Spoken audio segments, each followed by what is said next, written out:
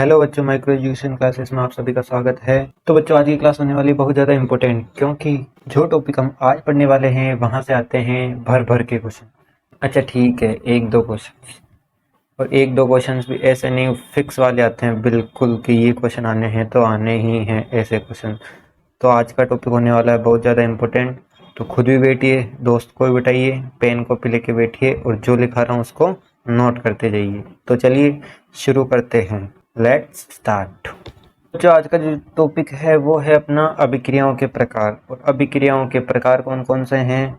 तो देखो बच्चों, संयोजन, वियोजन, विस्थापन, द्विविस्थापन, अपचयन, उपचयन और रेडॉक्स। एक एक करके इन सारों को चुन चुन के अपन सारे टॉपिक्स को करेंगे और चुन चुन के सारों को याद भी करेंगे, क्योंकि ये टॉपिक अपन ने शुरू में ही बताया था, बहुत बहुत बहुत बहुत ही ज़्यादा इंपॉर्टेंट है। बिकॉज यहाँ से आते हैं हर साल एक ना एक क्वेश्चन फिक्स है, एक नहीं दो क्वेश्चन फिक्स है, क्योंकि इन्हीं से, इस चैप्टर में से क्वेश्चन आएंगे तो इन्हीं 7 में से कोई आएगा। ठीक है बच्चों, तो इनको बहुत अच्छी तरीके से पढ़ना है और साथ के साथ याद करते हुए चलना है।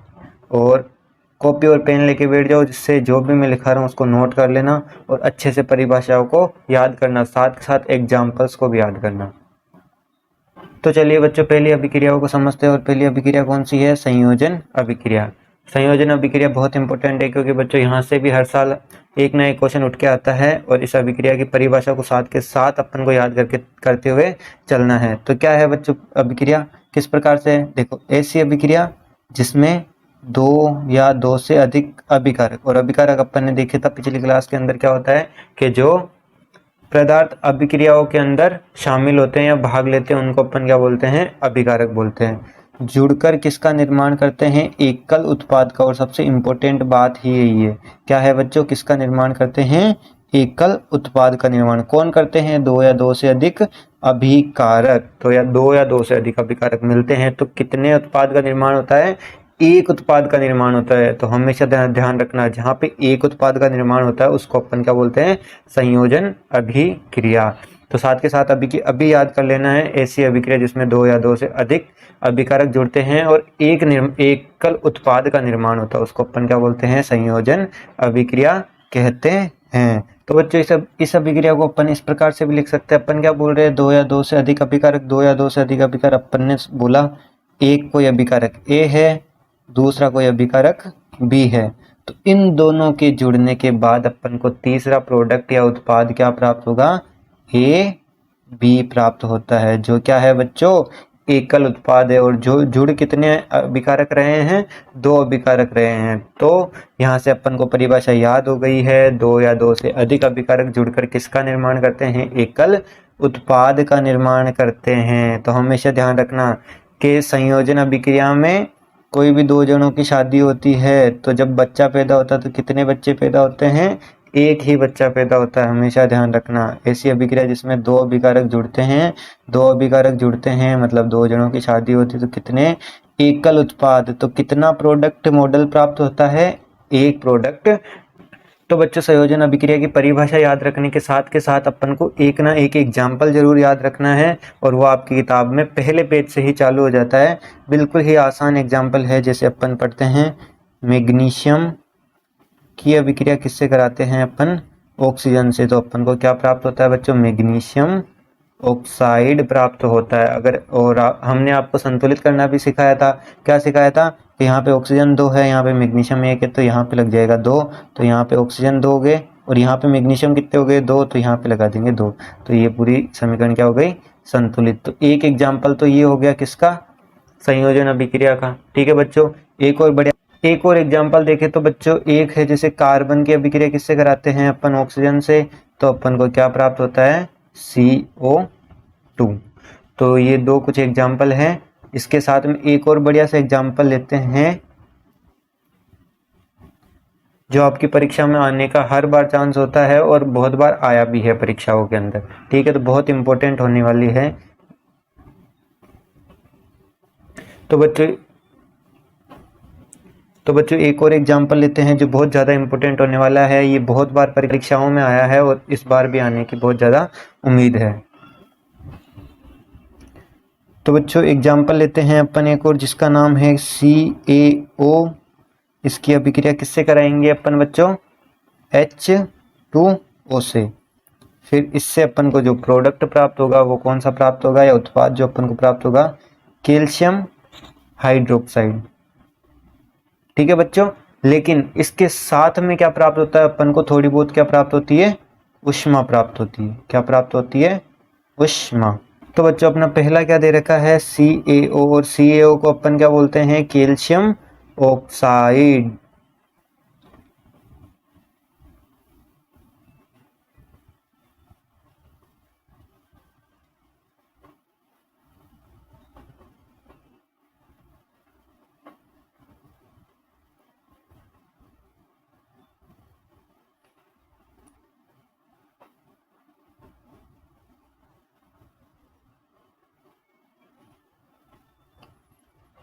फिर उसके बाद में बच्चों दे रखा है H2O, जो सबको पता है, बताने की जरूरत होती नहीं है। क्या नाम होता है इसका, J फॉर जल। फिर उसके बाद में अगला जो अपन को प्राप्त होता है, इसका नाम अपन को याद रखना है, इसका नाम है अपने कैल्शियम हाइड्रोक्साइड।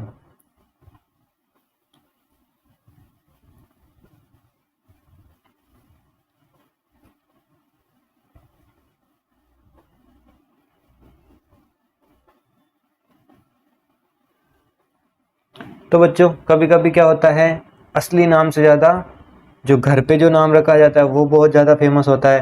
तो इनका भी जो घर का नाम है वो अपन को याद रखना है। और घर का नाम कौन सा है इनका, वो बहुत ज़्यादा इंपॉर्टेंट है, क्योंकि वो सबसे ज़्यादा परीक्षा में पूछा गया है और मिलाने के लिए पूछा गया है कि एक तरफ CaO दे दिया था और दूसरी तरफ अलग नाम दे दिए थे, उनको मिलाना था। तो आपको बताते हैं CaO का घर पे क्या नाम है।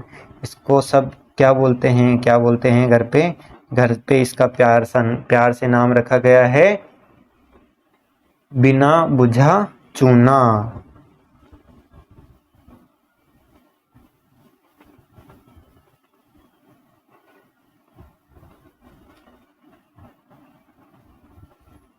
तो बच्चों इसका घर पे क्या नाम है, बिना बुझा चूना। इसी प्रकार जैसे इसको बिना बुझा चूना बोलते हैं, तो अपन ने इसके अंदर क्या डाल दिया बच्चों, पानी डाल दिया। और पानी डाल दिया तो फिर क्या हो जाएगा, पानी डालने से कोई बिना बिना बुझी चीज क्या हो जाती है, बुझ जाती है। तो इसका नाम भी अपन को याद रखना है, क्या है, बुझा हुआ चूना।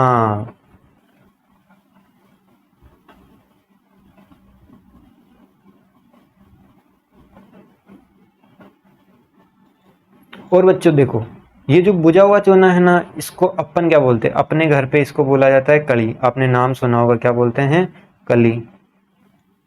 पहले के ज़माने में, चलो आजकल तो बहुत पक्के पक्के मकान बन गए हैं, पहले के ज़माने में क्या होता था, कच्चे नीपने करे जाते थे। जो गोबर गोबर होता था उससे ज़मीन बनाई जाती थी, और उससे क्या करे जाते थे, फिर ये लेते थे कैल्शियम ऑक्साइड, जिसको अपन ने क्या बोला, बिना बुझा चूना। उसके अंदर पानी डाल के और क्या बनाई जाते थे, कड़ी बनाई जाती थी। फिर उस कड़ी को थोड़ी देर के लिए छोड़ देते थे गलने के लिए। फिर वो जब गल जाती थी तो अपन पेंट वाला ब्रश लेके और उसके ऊपर मांडने बनाते थे, या फिर रंगोली ऐसा कुछ बना देते। और इसका इस्तेमाल अभी भी होता है, जैसे कभी कहीं कहीं बहुत सारी दीवारों को पेंट करते हैं तो अपन किससे करते हैं, इस कैल्शियम हाइड्रोक्साइड से ही करते हैं। वो सफ़ेद कलर का पानी टाइप्स होता है, उसको क्या करते हैं अपन दीवारों पे रंग देते हैं, और थोड़ी देर बाद में क्या हो जाता है, वो बच्चों सूखने के बाद कैसी उस पर चमक आ जाती है। ठीक है बच्चों, ये वही कड़ी है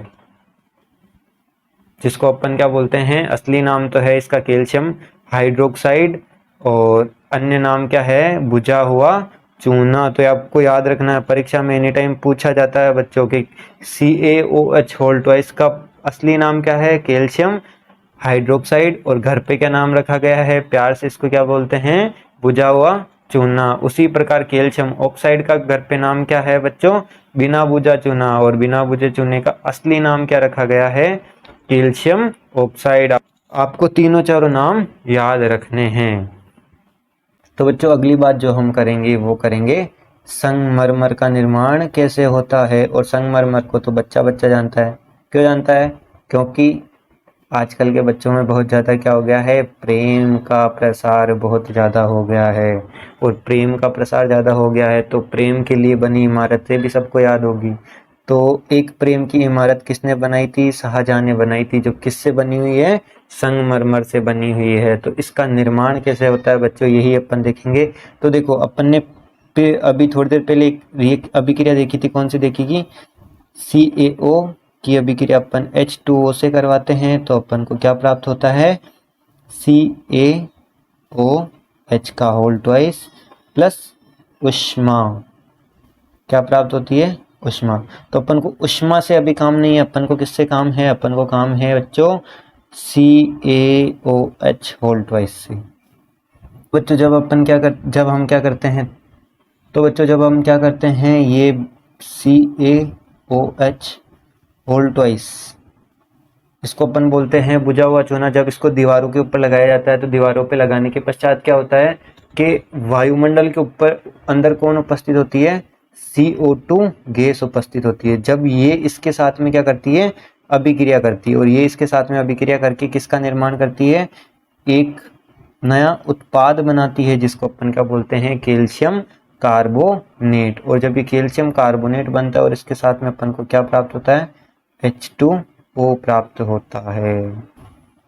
और यही कैल्शियम कार्बोनेट, ये जो CaCO3 कैल्शियम कार्बोनेट है, इसी को अपन क्या बोलते हैं बच्चों, संगमरमर बोलते हैं। और ये भी बहुत बार परीक्षा में पूछा गया, आपको इसके 3-4 नाम दे रखे हैं, तीनों चारों नाम याद रखने हैं। एक तो अपन को याद हो ही गया, क्या है, संगमरमर। क्या नाम है, संगमरमर।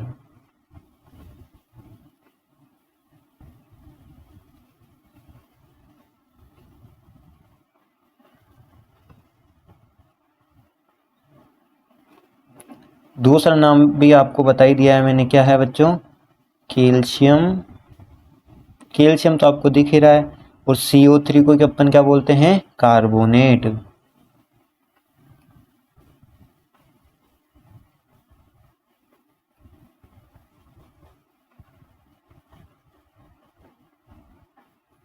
उसके बाद में इसका तीसरा नाम है वो है चौक, और एक अन्य नाम और होता है जिसको अपन बोलते हैं खड़िया। वैसे चौक इंग्लिश में होता है और खड़िया हिंदी में होता है, लेकिन आपको दोनों नाम याद रखने हैं कि कैल्शियम कार्बोनेट के क्या क्या नाम है, संगमरमर हुआ, कैल्शियम कार्बोनेट हुआ, चौक हुआ, खड़िया हुआ। तो बच्चों आपको साथ के साथ याद करके चलना है, बहुत बहुत बहुत ज़्यादा इम्पोर्टेंट है। क्या क्या याद करना है बच्चों, सबसे पहले आपको याद करना है कि CaO जिसको अपन क्या बोलते हैं, कैल्शियम ऑक्साइड, और कैल्शियम ऑक्साइड का घर पे क्या नाम रखा गया था, बिना बुझा चूना। फिर जब इस बिना बुझे चूने को अपन किसके अंदर डालेंगे, या इसके अंदर किसको डालेंगे, जल को डालेंगे, तो ये कैसा हो जाएगा बच्चों, बुझ जाएगा। और बुझने के बाद ये क्या, बुझने के बाद इसका नाम क्या हो जाएगा, बुझा हुआ चूना। ये तो हो गया इसका घर का नाम। और कैल्शियम हाइड्रोक्साइड जो हो गया इसका असली नाम। और इसका सूत्र भी याद रखना है बच्चों, क्या होता है, कैल्शियम हाइड्रोक्साइड। तो बच्चों आगे करते हैं। एक और चीज प्राप्त हुई थी अपन को जिसको अपन क्या बोलते हैं, ऊष्मा। क्या प्राप्त हुई थी, ऊष्मा। तो यहां से क्या याद रखना है, देखो बच्चों, यहां से आपको याद रखना है कि ऐसी अभिक्रिया जिसके अंदर किसका उत्सर्जन होता है, ऊष्मा का, उसको अपन बोलते हैं ऊष्मा क्षेपीय अभिक्रिया।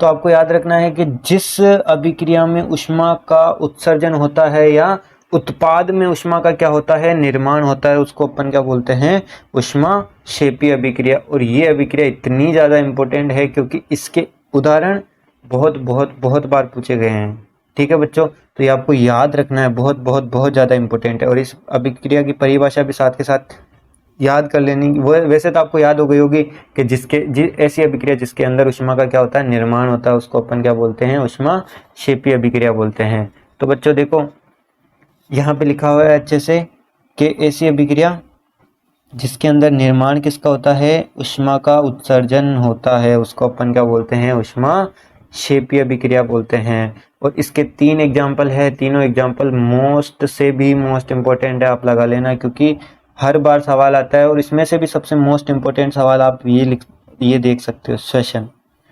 क्वेश्चन पूछते हैं, आपकी किताब में भी दे रखा है कि श्वसन को ऊष्मा क्षेपीय अभिक्रिया क्यों कहते हैं। ये सवाल बहुत बहुत ज़्यादा इम्पोर्टेंट है, मोस्ट इम्पोर्टेंट लगा लेना बच्चों इसको। ठीक है, परीक्षाओं में बहुत बार पूछा गया है और आने की भी बहुत ज़्यादा उम्मीद है। तो चलिए बच्चों एक एक करके सारे एग्जाम्पल्स को अपन समझते हैं। तो सबसे पहले अपन क्या लेते हैं, प्राकृतिक गैस या किसका दहन कर रहे हैं अपन, मीथेन का दहन। तो प्राकृतिक गैस या मीथेन होती क्या है बच्चों, अपन चौथे चैप्टर में मीथेन के बारे में और बहुत ज़्यादा अच्छे से चर्चा करेंगे, लेकिन अभी आपको ये याद रखना है कि मीथेन का जो फॉर्मूला होता है वो क्या होता है, CH4। ठीक है, और दहन का मतलब क्या है बच्चों, ऑक्सीजन से क्रिया। ये मैंने शुरू में ही आपको पहली वाली क्लास से बताया था कि जब भी अपन दहन, जहाँ पे भी दहन नाम आ गया इसका मतलब किससे अभिक्रिया करानी है, ऑक्सीजन से अभिक्रिया करानी है।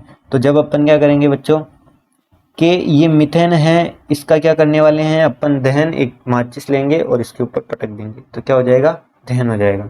और दहन होते ही अपन को क्या प्राप्त होगा, सभी को पता है कि जब भी दो चीजें मिलती है तो तीसरा प्रोडक्ट या उत्पाद अपन को प्राप्त होता है। और तीसरी चीज जो प्राप्त होगी वो प्राप्त होगी आपको CO2, और उसके साथ में जो प्राप्त होगा वो अपन को प्राप्त होगा H2O।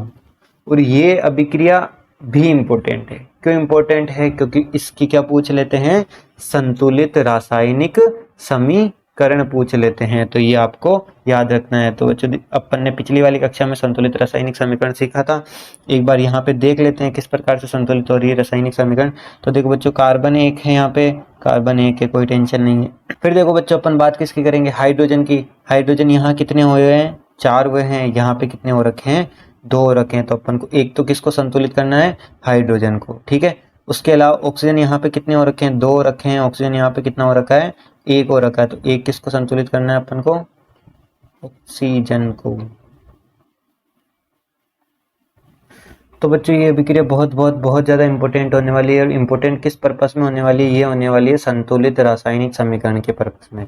आपको क्वेश्चन दे देंगे कि निम्न अभिक्रियाओं को संतुलित करें, तो आपको ये अभिक्रिया भी दी जा सकती है और संतुलित करने के लिए बोल सकते हैं। तो जैसा कि आपको दिख रहा है यहाँ पे कि कार्बन कितना है बच्चों, 1 है। उसी प्रकार इधर कार्बन कितना है, 1 है, कोई टेंशन की बात नहीं है। लेकिन हाइड्रोजन इधर कितना है, 4 है। इधर हाइड्रोजन कितने हैं, 2 है। ये टेंशन की बात आ गई। फिर बात करते हैं अपन ऑक्सीजन की। ऑक्सीजन इधर है 2, और इधर कितने हैं बच्चों, देखो 2 तो ये रहे और 1 ये रहा। तो कितने हो गए उत्पाद में, 3, और इधर कितने हो गए अभिकारक में, 2। तो ये टेंशन की बात आ गई। तो अपन को किस किस को संतुलित कराना है, हाइड्रोजन को संतुलित कराना है और ऑक्सीजन को संतुलित कराना है। तो सबसे पहले अपन किसको संतुलित करा देते हैं, हाइड्रोजन को संतुलित करा देते हैं। तो बच्चों देखो हाइड्रोजन के इधर कितने हुए पड़े हैं, 4। तो अपन को उधर भी 4 करने हैं। तो इधर है कितने अपने पास, कितने हैं बच्चों, 2 है। तो अपन क्या करेंगे, अच्छा आपको पता ही है कि 2 है अपने पास और अपन को 4 चाहिए। तो अपन किससे मल्टीप्लाई करा देंगे, 2 से मल्टीप्लाई कराते अपने पास 4 आ जाएंगे क्या। और जब भी मल्टीप्लाई कराते हैं तो हमेशा गुणज कहाँ लगता है, पूरे तत्व के या पूरे पदार्थ के कहाँ लगता है, आगे लगता है। तो देखो बच्चों 2 से मल्टीप्लाई कराते हाइड्रोजन कितने हो गए, 4। और लेकिन साथ के साथ और कौन मल्टीप्लाई हो गया या गुणा हो गया, ऑक्सीजन। तो यहाँ ऑक्सीजन पहले 1 था और 1 से मल्टीप्लाई होते कितना हो गया ऑक्सीजन, 2। तो 2 ऑक्सीजन यहाँ है, फिर 2 ऑक्सीजन यहाँ है। तो इस वाले में टोटल ऑक्सीजन कितने हो गए, 2 + 2 कितने हो गए, 4। ठीक है, अब इधर गिनते हैं, ऑक्सीजन इधर कितने हैं बच्चों, 2 है। अच्छा 2 ऑक्सीजन इधर है, तो अपन क्या करेंगे, चाहिए कितने, 4 चाहिए, हैं कितने, 2। तो अपने पास 2 है और कितने चाहिए, 4। तो अपन क्या करा देंगे, मल्टीप्लाई किससे, 2 से मल्टीप्लाई। तो ये इधर 2 लग गया, तो ये भी कितने हो गए, 4। तो एक बार गिन लेते हैं बच्चों, कार्बन कार्बन कितने हैं, 1 1 संतुलित। हाइड्रोजन कितना है, 4। हाइड्रोजन कितने हैं, 4 संतुलित। अगला है ऑक्सीजन कितने हैं बच्चों, 4। ऑक्सीजन कितने हैं बच्चों, 4। तो अपन ने कार्बन, हाइड्रोजन और ऑक्सीजन तीनों को क्या कर दिया है, संतुलित कर दिया है। लेकिन बच्चों अपना टॉपिक ये संतुलित करने का नहीं था, अपना टॉपिक क्या था कि ऊष्माक्षेपीय अभिक्रिया किसे कहते हैं। और ऊष्माक्षेपीय अभिक्रिया किसे बोलते हैं, जहाँ पे क्या हो, ऊष्मा को उत्सर्जन। तो यहाँ अपन को तो 2 प्रोडक्ट दिख रहे हैं, तो यहाँ अपन को 2 अभिकारक दिख रहे हैं और 2 क्या दिख रहे हैं अपन को, उत्पाद। लेकिन यहाँ पे कोई ऊष्मा नहीं दिखती है। लेकिन बच्चों आप सभी को पता है जब भी किसी चीज़ को अपन जलाएंगे तो क्या उत्पन्न होती है, ऊष्मा। या ऊष्मा को अपन क्या लिख सकते हैं, ऊर्जा। तो आपकी किताब में लिखा हुआ है ऊर्जा, और उसकी जगह अपन क्या लिख सकते हैं, ऊष्मा भी लिख सकते हैं। तो आपको याद रखना है, जब अपन मीथेन का क्या करते हैं, दहन करते हैं, तो अपन को क्या प्राप्त होता है, एक तो CO2 प्राप्त होता है, क्या, कार्बन डाइऑक्साइड। कुछ नहीं करना बच्चों, एक ये कार्बन ऑक्सीजन के साथ अभिक्रिया कर लेगा, ये हाइड्रोजन ऑक्सीजन के साथ अभिक्रिया कर लेगा। तो कार्बन के साथ अगर ऑक्सीजन अभिक्रिया करेगा तो अपन को क्या देगा, CO2, और हाइड्रोजन के साथ ऑक्सीजन अभिक्रिया करेगा तो अपन को क्या देगा, H2O। और इसको याद करने के लिए आपको कहाँ जाना पड़ेगा, घर की रसोई के अंदर। घर की रसोई के अंदर जाके गैस के स्टोव को चला के माचिस लेके, और जैसे ही उसको चलाएंगे तो किसका दहन चालू हो जाएगा, मीथेन का दहन। क्योंकि आपके घर के सिलेंडरों में कौन भरी होती है बच्चों, मीथेन भरी होती है। तो आपको याद रखना है। तो आपको दिखता ही होगा, बहुत सारी लड़कियां खाना बनाती है, बहुत सारे लड़के भी बनाते हैं। तो जब भी अपन स्टोव को चालू करते हैं तो अपन को कुछ थोड़ा थोड़ा धुआं दिखता है, तो वो किसका होता है, CO2 का होता है। और उसके साथ में अपन को बहुत कम मात्रा में क्या प्राप्त होता है, जल। और जैसे ही अपन उस ज्वाला के ऊपर हाथ रखते हैं तो हाथ जल जाता है, और वही क्या होती है बच्चों, ऊष्मा होती है। तो आपको याद रखना है कि जब भी अपन प्राकृतिक गैस यानी मीथेन का दहन करते तो अपन को क्या प्राप्त होता है, CO2 प्राप्त होता है, साथ में क्या प्राप्त होता है, H2O प्राप्त होता है। और ये सारी अभिक्रिया क्या कहलाती है, संयुक्त रूप से ऊष्माक्षेपी अभिक्रिया। और क्यों कहलाती है, क्योंकि इसके अंदर किसका उत्सर्जन हो रहा है बच्चों, ऊष्मा का उत्सर्जन हो रहा है। तो बच्चों साथ के साथ याद कर लिया होगा आपने। तो पहला एग्जाम्पल अपना खत्म हुआ, बात करते हैं दूसरे एग्जाम्पल की। और दूसरा एग्जाम्पल इतना ज़्यादा इम्पोर्टेंट नहीं है, लेकिन केवल आपको इतना सा याद रख लेना है कि जब भी अपन क्या करते हैं, किसी भी बेकार हुई साग सब्जियों को अपन बाहर फेंक देते हैं तो वो क्या हो जाती है, विघटित हो जाती है। और ये भी किस प्रकार की है अभिक्रिया, ऊष्माक्षेपी अभिक्रिया। और अपन चलते हैं बहुत ही मोस्ट इम्पोर्टेंट क्वेश्चंस के ऊपर, जिसका नाम है कि श्वसन एक ऊष्माक्षेपी अभिक्रिया है, दर्शाइए कैसे। तो बच्चों श्वसन एक ऊष्माक्षेपी अभिक्रिया होती है, और इसके लिए एक प्रैक्टिकल एग्जांपल भी अपन कर सकते हैं। कैसे कर सकते हैं, आप सभी कर सकते हैं। कुछ नहीं करना बच्चों, आपको अपनी उंगली को नाक के नीचे रखना है और जोर जोर से सांस लेना है। तो जब भी वो सांस की हवा आपके उंगली के ऊपर पड़ेगी तो आपकी उंगली को थोड़ी थोड़ी क्या महसूस होगी, गर्माहट या ऊष्मा महसूस होगी। तो यही क्या है बच्चों, ऊष्माक्षेपी अभिक्रिया। क्योंकि अपन क्या बोलते हैं कि जिस अभिक्रिया में ऊष्मा का उत्सर्जन होता है वह कैसी अभिक्रिया होती है, ऊष्माक्षेपी अभिक्रिया होती है। तो बच्चों लेकिन इसको अपन को समझना भी जरूरी होता है, अपन ये तो लिखेंगे तो समझते हैं। चलो देखो क्या होता है, जब अपन श्वसन की प्रक्रिया करते हैं, और श्वसन की प्रक्रिया से पहले एक और प्रोसेस होता है जिसको अपन क्या बोलते हैं, पाचन।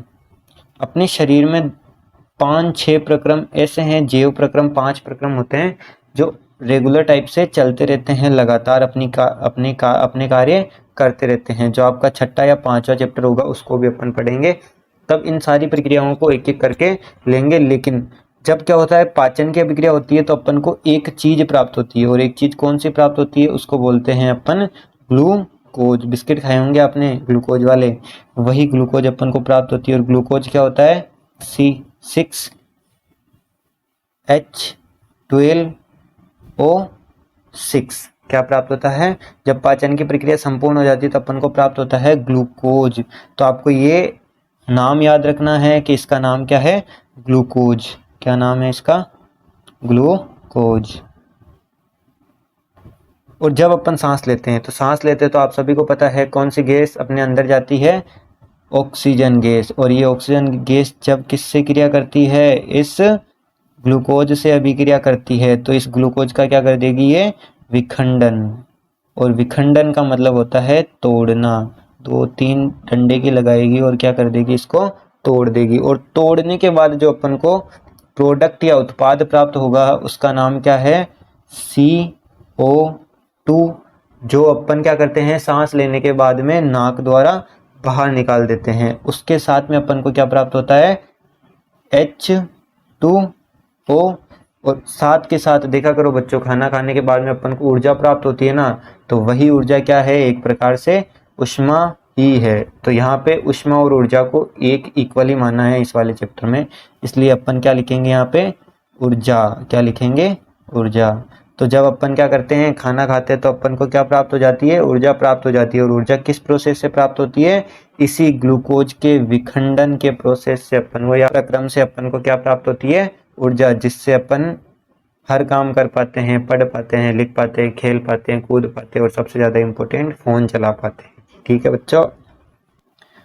एंड बच्चों इसकी भी संतुलित रासायनिक समीकरण बहुत ज़्यादा इंपॉर्टेंट होती है, तो उसको भी आप संतुलित कर लीजिएगा घर पे। आपकी किताब में वैसे दे रखी है, ये बहुत इंपॉर्टेंट अभिक्रिया है। और अपन ने 1 2 3 जो इम्पोर्टेंट अभिक्रिया थी अभी तक अपन ने सारी देख ली है इसके अंदर। और तो आज का तो बच्चों हो गया है। आज अपन ने क्या क्या पढ़ा है बच्चों, आज अपन ने पढ़ा है,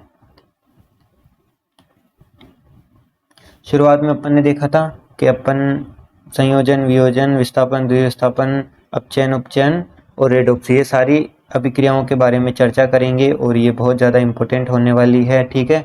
फिर अपन ने आगे देखा था कि किस प्रकार से संयोजन अभिक्रिया होती है। संयोजन अभिक्रिया को अपन क्या बोलते हैं, 2 या 2 से अधिक अभिकारक जुड़ते हैं और निर्माण किसका होता है, एकल उत्पाद का निर्माण होता है। तो 2 चीज मिलने पर अपन को एक प्रोडक्ट प्राप्त होता है। इसके कुछ एग्जाम्पल देखे थे अपन ने मैग्नीशियम और ऑक्सीजन के साथ में, तो मैग्नीशियम ऑक्साइड प्राप्त होता है। उसका एक और एग्जाम्पल देखा था इसमें अपन ने कोयले का दहन, जिसको अपन क्या बोलते हैं, कार्बन की अभिक्रिया ऑक्सीजन के साथ, और क्या प्राप्त होता है, CO2 प्राप्त। अगली इंपॉर्टेंट अभिक्रिया थी बच्चों कैल्शियम ऑक्साइड की अभिक्रिया जल से कराने पर अपन को क्या प्राप्त हो रहा था, कैल्शियम हाइड्रोक्साइड प्राप्त हो रहा था। और साथ में क्या प्राप्त हो रही थी, ऊष्मा प्राप्त हो रही थी। तो अपन को कैल्शियम ऑक्साइड और कैल्शियम हाइड्रोक्साइड के दोनों अलग अलग नाम है, वो भी याद रखने हैं। जैसे कैल्शियम ऑक्साइड का अन्य नाम क्या है, बिना बुझा चूना, उसी प्रकार कैल्शियम हाइड्रोक्साइड का अन्य नाम क्या है, बुझा हुआ चूना। यहाँ से अपन ने क्या देखा था बच्चों कि ऊष्मा जिस अभिक्रियाओं में प्राप्त होती है उसको अपन क्या बोलते हैं, ऊष्मा क्षेपी अभिक्रिया बोलते हैं। तो यहाँ से अपन ने ऊष्मा क्षेपी अभिक्रियाओं की परिभाषा देखी थी। क्या परिभाषा थी बच्चों, कि ऐसी अभिक्रिया जिसमें किसका निर्माण होता है या उत्सर्जन होता है ऊष्मा को, उसको अपन ऊष्मा क्षेपी अभिक्रिया बोलते हैं। इसके 3 इंपॉर्टेंट एग्जाम्पल देखे थे, जैसे प्राकृतिक या मीथेन का दहन, फिर अपन ने साग सब्जियों का विघटन, और एक और है श्वसन, जो मोस्ट इंपॉर्टेंट है। फिर इसके बारे में समझा था, श्वसन क्या होती है बच्चों, ऊष्माक्षेपी अभिक्रिया होती है, किस प्रकार होती है, अपन क्या करते हैं, जब खाना खाते हैं तो अपन को एक ग्लूकोज प्राप्त होता है, और ग्लूकोज का जब क्या होता है, ऑक्सीजन के साथ क्रिया करके विखंडन होता है, तो अपने को क्या प्राप्त होती है, ऊर्जा। और जिन अभिक्रियाओं में ऊष्मा या ऊर्जा प्राप्त हो उसको अपन क्या बोलते हैं, ऊष्माक्षेपी अभिक्रिया कहते हैं। एंड लास्ट अपन ने देखा था संगमरमर का निर्माण किस प्रकार से होता है। तो इसके अंदर एक चीज अपन को कैल्शियम ऑक्साइड और जल की अभिक्रिया के साथ में प्राप्त हुई थी, वो थी कैल्शियम हाइड्रोक्साइड। और जब इस कैल्शियम हाइड्रोक्साइड की अभिक्रिया किसके साथ होती है, CO2 यानी कार्बन डाइऑक्साइड के साथ होती है, तो अपन को क्या प्राप्त होता है, कैल्शियम कार्बोनेट प्राप्त होता है। और यही कैल्शियम कार्बोनेट को अलग अलग नामों से, विस्तृत नामों से जाना जाता है, विचित्र नामों से जाना जाता है, जिसमें से पहला है संगमरमर, फिर कैल्शियम कार्बोनेट, तीसरा है खड़िया, और चौथा क्या है, चौक। तो आपको सारे के सारे नाम याद करने हैं, ये परीक्षा में 2-3 बार पूछे भी गए हैं। तो बच्चों आज की क्लास इधर ही ख़त्म करते हैं। अगर क्लास आपको अच्छी लगी है तो वीडियो को लाइक करना, चैनल को सब्सक्राइब करना